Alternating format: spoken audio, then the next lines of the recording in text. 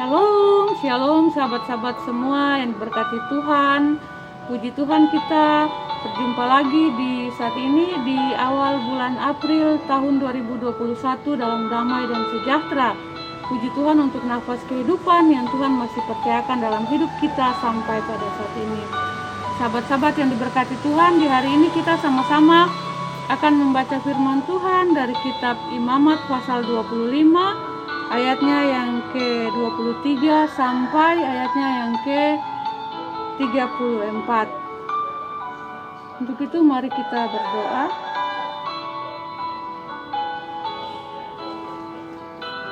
Tuhan, kami mengucap syukur untuk kasih anugerah kemurahan Tuhan yang melimpah dalam kehidupan kami sampai pada saat ini di awal bulan April tahun 2021 dalam damai dan sejahtera.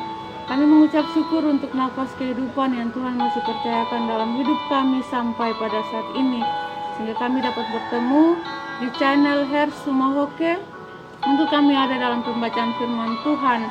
Kami mohon urapi kami dengan kuasa Roh Kudus sehingga kami selalu hidup pada jalan Tuhan.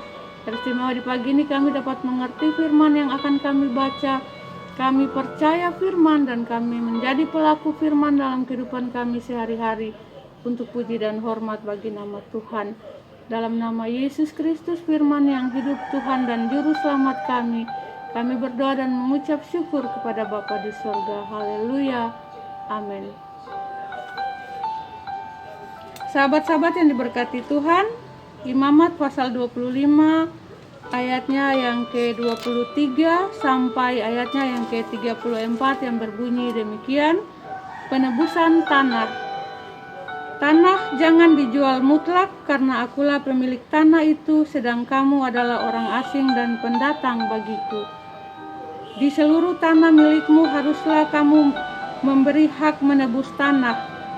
Apabila saudaramu jatuh miskin sehingga harus menjual sebagian dari miliknya, maka seorang kaumnya yang berhak menebus, yakni kaumnya yang terdekat, harus datang dan menebus yang telah dijual saudaranya itu.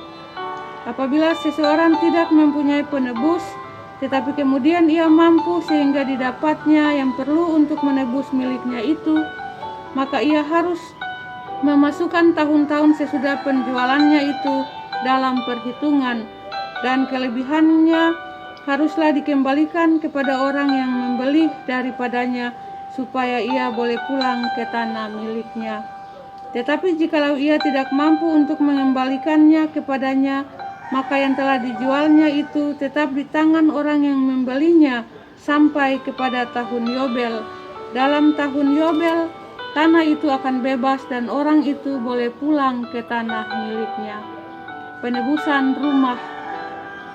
Apabila seseorang menjual rumah tempat tinggal di suatu kota yang berpagar tembok, maka hak menebus hanya berlaku selama setahun mulai dari hari penjualannya.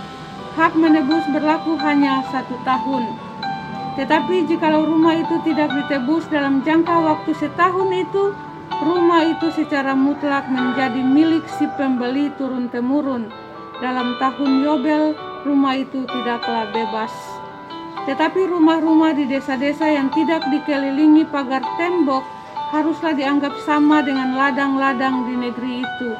Atasnya harus ada hak menebus, dan dalam tahun Yobel rumah itu harus bebas. Mengenai rumah-rumah di kota-kota orang Lewi, hak menebus rumah-rumah itu ada pada orang-orang Lewi untuk selama-lamanya.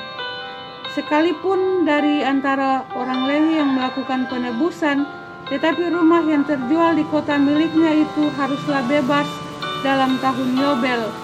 Karena segala rumah di kota-kota Lewi, orang Lewi adalah milik mereka masing-masing di tengah-tengah orang Israel.